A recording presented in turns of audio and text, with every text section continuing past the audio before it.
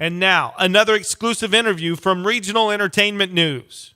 Well, I'm on the phone right now with a multi-talented bassist who's got to travel all around the world, meet lots of famous people. Why don't you go ahead and say hi to everybody? Hi, everybody.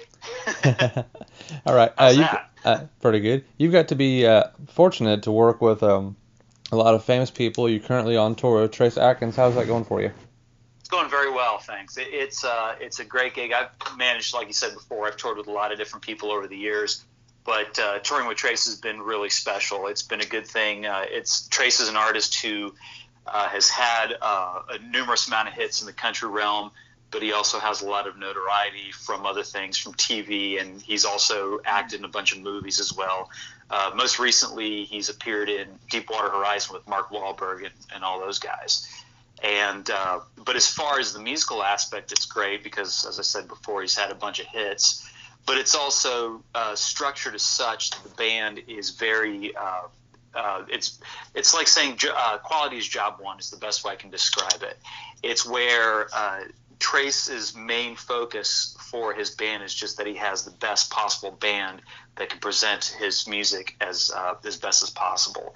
So I count myself lucky to be part of that unit. Oh, you've had a lot of top 10 hits also. Mm-hmm. Well, myself in the past, I've had a couple with Hot Action Cop and then also with Eve to Adam later on in the rock world as part of those bands. Specifically with Hot Action Cop, back in 2003 was probably the highlight year for them. We had placement in many movies and TV shows. And then we did have a single that went top 10 in Germany, Japan, and Australia. And then here domestically, it did chart. It went into the high 30s, but not. But the notoriety with that band was more from the movies, TV, and also video game placement as well. All of this is, you began a love for your music at such a young age, and then you graduated from Berkeley. What's that graduating from that college feel like?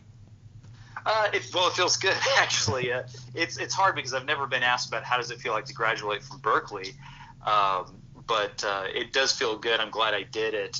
It's one of those things, and I was talking to somebody very recently about the experience, how it is going to a well-known college or university that's known for their music program. And with Berkeley, it's like I said, I thoroughly enjoyed it, but what I really got out of it was the opportunity not only to learn from world-class teachers, but really to play with such a wide variety of musicians from all over the world, because there's so many countries represented at that school, like I said, kids from all over the world that go there. So I was able to, maybe one night play with a hardcore metal drummer from South America, and the next night or even the same day play with a really talented jazz sax player from Germany.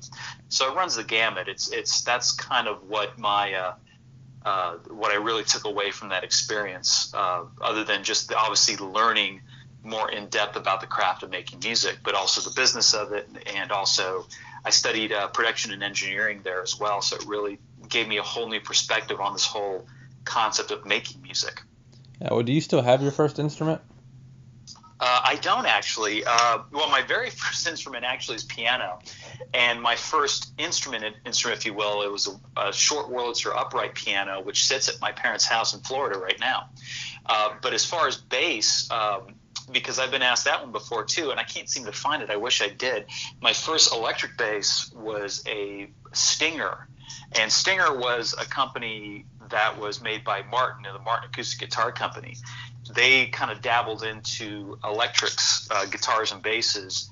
I think starting in the 80s, was it? I'll have to look this up. This might be a good Wikipedia thing to look up.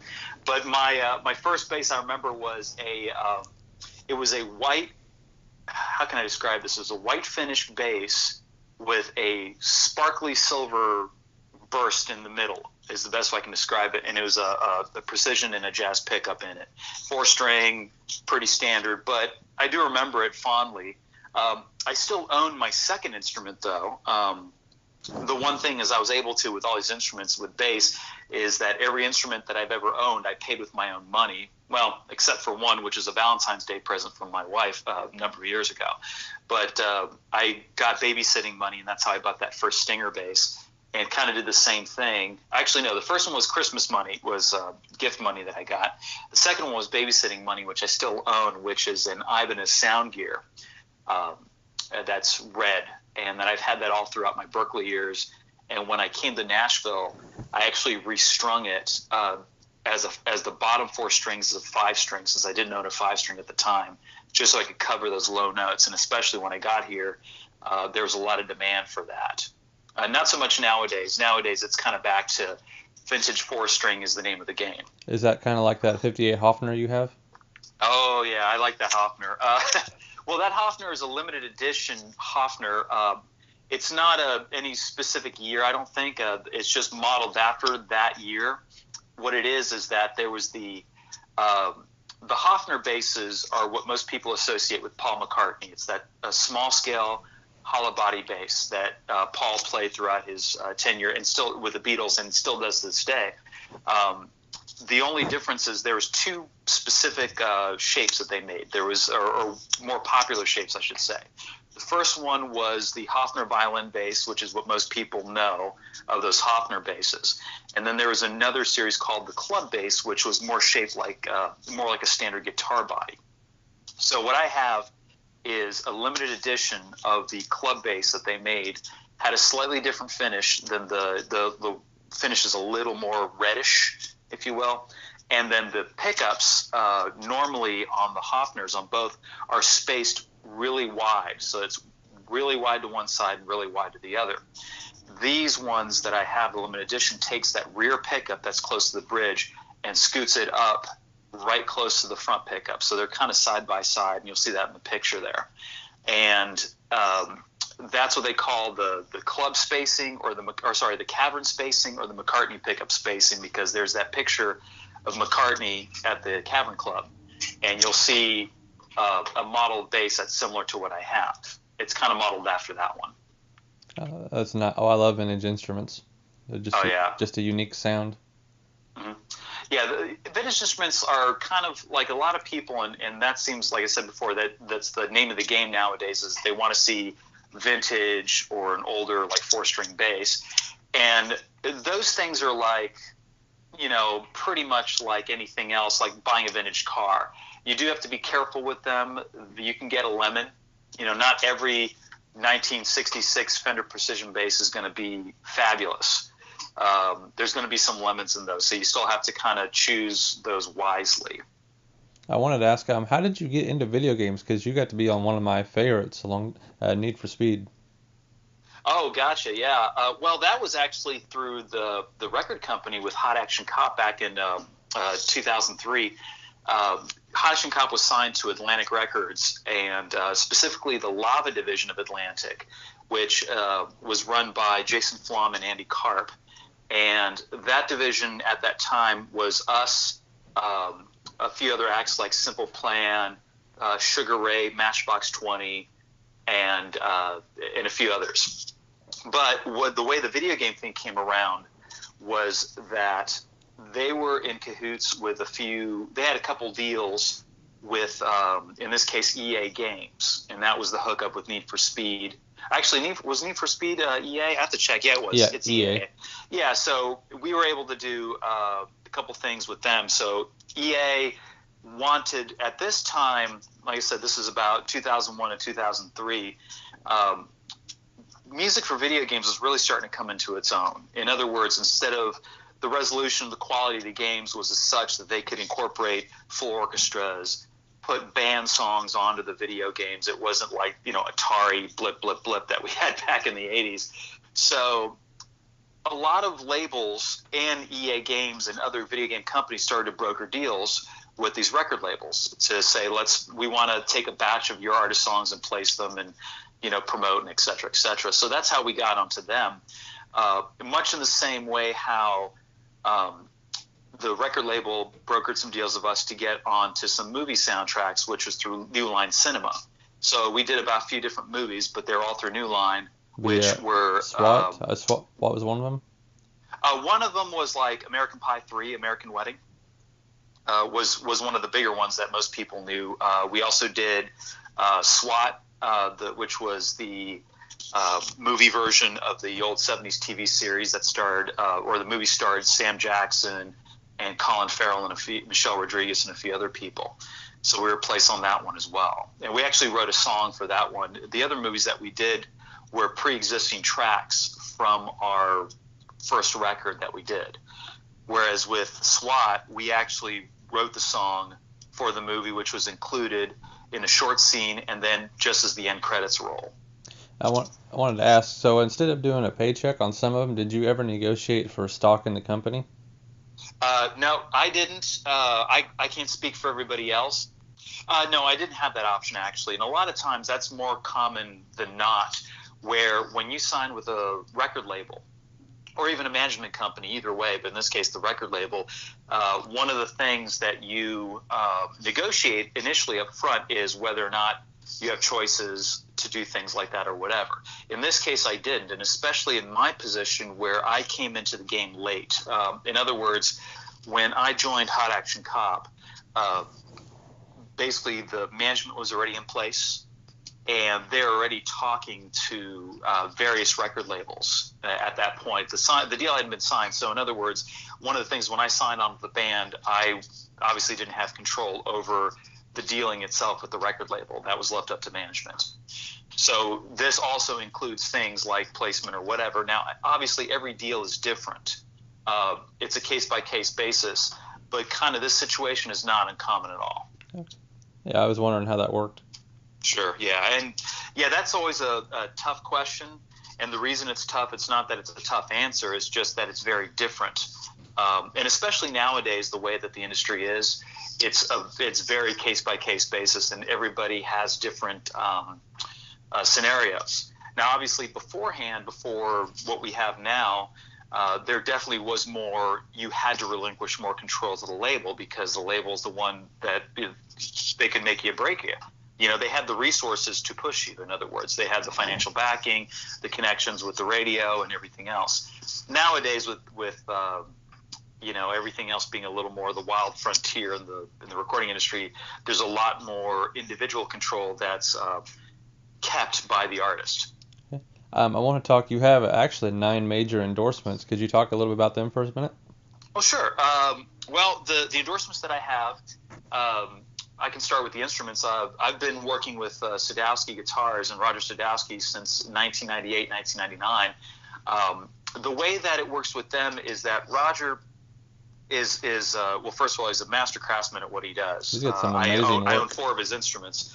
And he doesn't really broker deals, shall we say. Like, in other words, when you do an endorsement deal, a lot of times what you're doing is that you're either getting something at a very large discount or free in exchange for the publicity, which is just kind of quid pro quo. The way Roger does it is Roger is a small company. He's always kept his company small. He's never mass-produced his instruments. They're always built to order, or they're built there and just kind of, here's some models that I decided to make today, and I'm going to put them up for sale.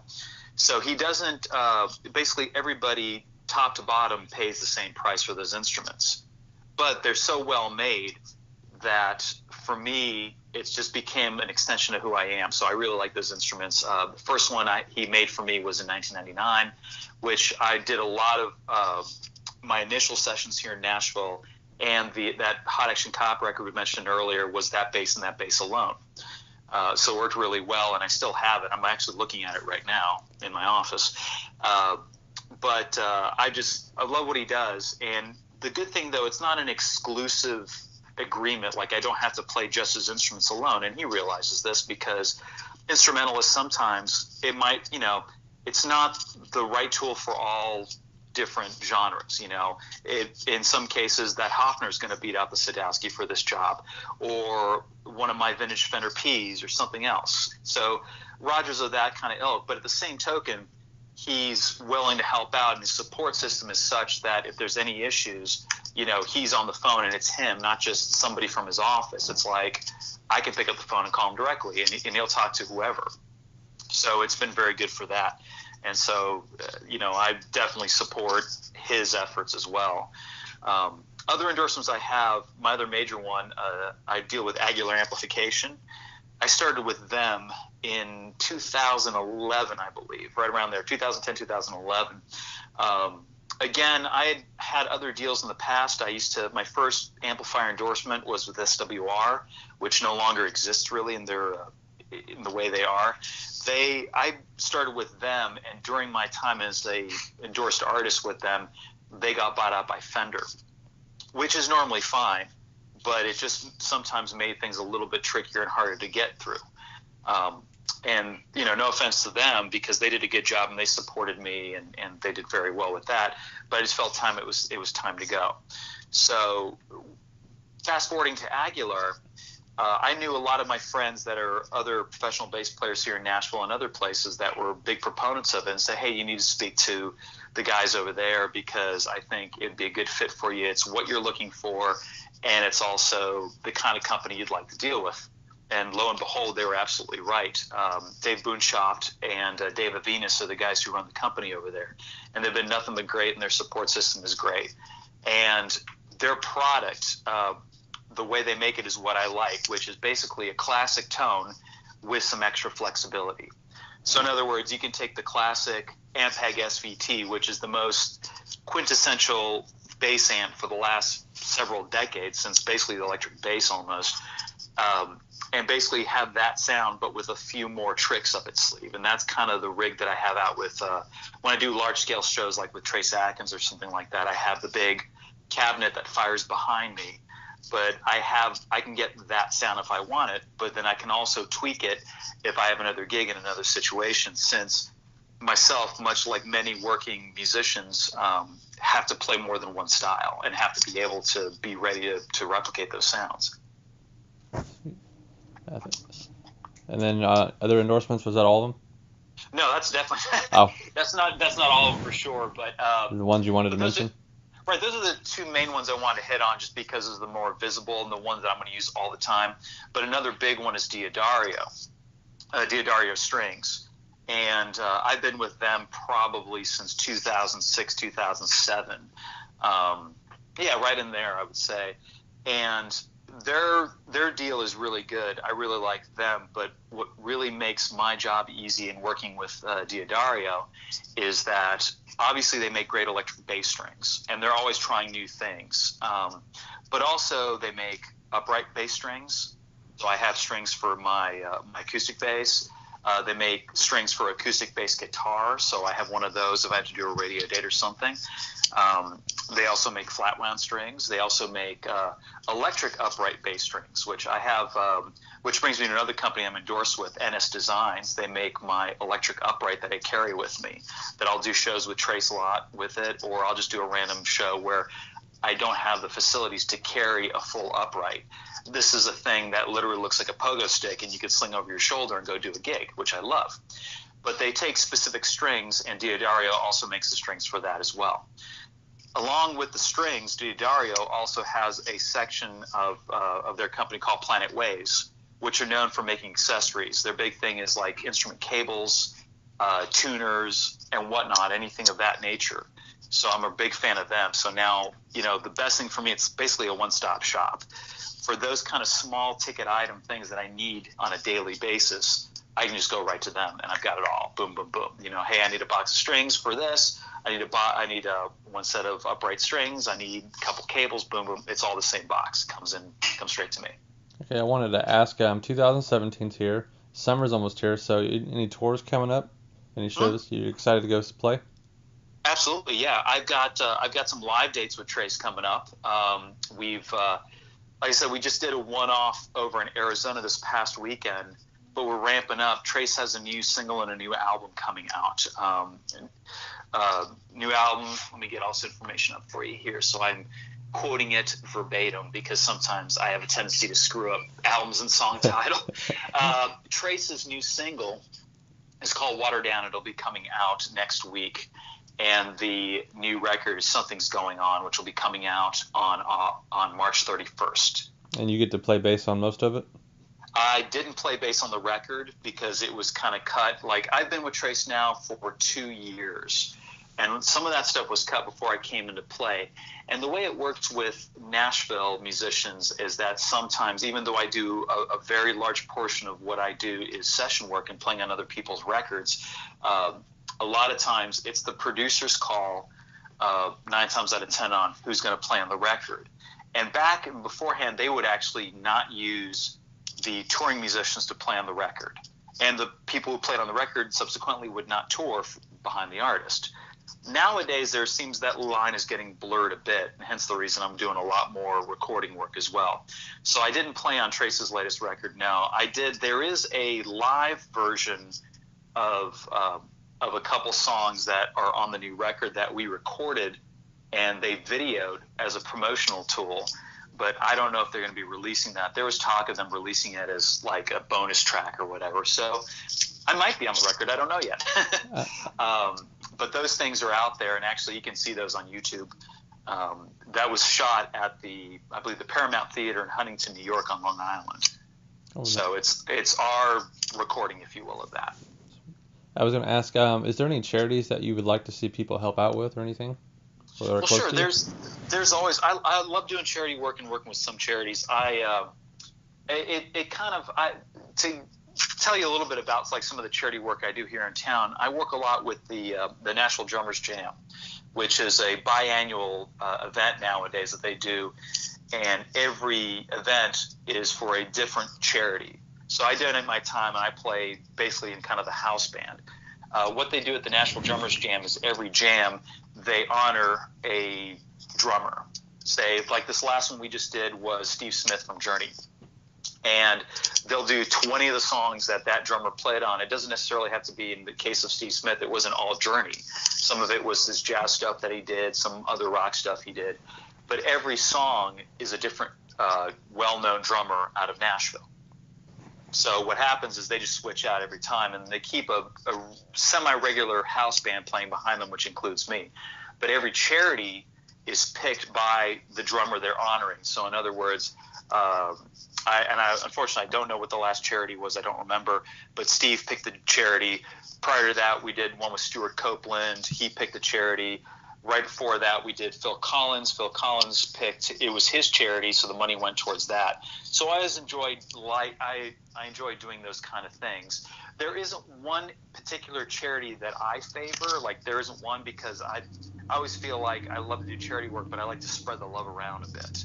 I am a big proponent of adoption, I will say that, because I have 2 of my children are adopted. So I try to at least raise awareness in that direction, whether it be foreign or domestic. It's all good in my book. Nice. And then you also have a dog, too. I do. I had 3 until recently. Unfortunately, 2 of them passed away, but I've got 1 left, and he's actually staring at me right now as we speak. His name is Scout. He's a rat terrier. And unfortunately, since we lost the second dog not too long ago, he's been a bit confused and needy. So if I'm working out of the house, he has to be right by my side. So I set him up in my studio office, a little bed, and that's where he's at right now, kind of just staring at me, wondering why I'm talking about him. So, and actually, my publishing company, the name that I gave it was Los Tres Perros, which in Spanish is the 3 dogs, because at the time I had the 3 dogs.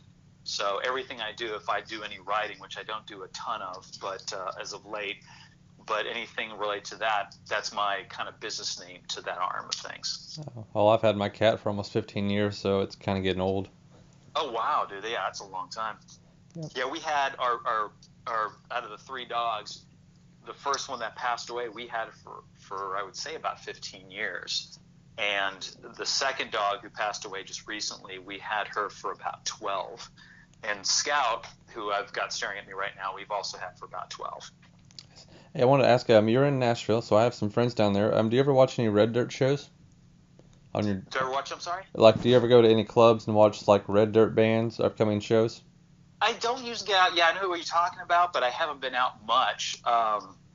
As of late, I found myself in the last bit, like, especially as busy as I've been staying home a lot. Unless I got to play out somewhere, I usually stay in. But I haven't been to many of the Red Dirt shows, no. Nice. Okay. Do you have any friends that are upcoming that you would like to plug on here? Yeah, there's a few I'd love to plug. Well, there's one side project I'll tell you about that's kind of an upcoming thing, or it's finally seeing the light of day. I did a side project a number of years ago called Dixie Horsepower, and which involved me and Troy Laketta, the drummer from Tesla, and Kevin Lawson, a great songwriter here from Georgia, who previously worked with Butch Walker and some other people down there. We wrote a number of songs about 5 years ago and recorded them, and we've all been so busy that we haven't been able to do anything. But just recently, in the last week or two, we're actually remixing it all, and we're going to release it here soon, so be on the lookout for that. Even slapped up a Facebook page. Just look up Dixie Horsepower, you'll see it. And you'll see what that's all about. Some other local acts. Mike Mueller is a great songwriter that I got to play on his record not too long ago, and he's been doing some shows out there, and he's a really talented cat. To see him do some stuff. And I can't think of anybody else in particular. I'm sure, if people hear this, they're going to yell at me going like, why didn't you mention blah, blah, blah, blah, which always happens just because there's days where I just don't do well with names. It happens. I do it from time to time. Oh, yeah. There is one other artist. Her name is Jordan Mitchell. She's a friend of mine that recently moved to Nashville from Las Vegas. I met her when she was out there. When I was out with, I was touring with Lindsay L at the time when I first met her. But she lives here now, and I played on her EP that's coming out in about 2 weeks, and it came out great. I mean, it's like, she's just a really talented singer-songwriter. And I hope the best for her. I hope it all works out well. And I just had a blast playing on her record. But her EP's coming out, like I said, in about 2 weeks. All right. Is there anything else that we talked about that we have missed? Let me think. We got the Dixie Horsepower thing. I did want to mention that just so I can actually do my due diligence and plug something I'm involved with. The Trey stuff, look for dates down the pipeline. You're in Joplin, Missouri, right? Yeah, I travel over the Midwest too. Okay, cool. I was looking because I thought about that, and I was like, man, I should probably mention any dates we got coming in that vicinity. I know that late May, early June, we should be in your neck of the woods. I saw a Tulsa date. Oh, would that be possible to hit you up around then? Yeah, absolutely. Which I think Tulsa is. Let me pull up my calendar. I could probably look it up here. Thought I had it. I think it was like the very top of June, if I'm not mistaken. I might have to check Trace's website or my calendar here. Actually the end of June. It's June 29th, I believe, is Tulsa. And then, we'll have some other dates around that vicinity. I think there's a Branson, Missouri date right around the same time. Other stuff. I'll be in Branson working with William Shatner again at the end of August. Oh, really? No kidding. That'll be fun. Eve to Adam was done. The only thing about Eve to Adam was I think it was 2010, 2011. That stemmed out of me subbing in for Tantric for a tour and a last-minute thing where they lost their bass player, and then the Eve to Adam guys were on that. But the good thing with Eve to Adam is that after that, they hired me to play on their record, which did well. It charted, I think the single Immortal went to 15 on Billboard. So it did very well. It was great since a lot of people in Nashville know me for the Nashville thing, obviously. I still dip my toe into the rock and roll world quite a bit. And I still have those things in there so I can kind of jump in and out at my leisure, which I like doing. And I still do stuff even in town. There's an in-town thing called the Rock and Roll Residency that's run by a couple buddies of mine that started as a simple, hey, we're going to play some rock and roll covers in a bar.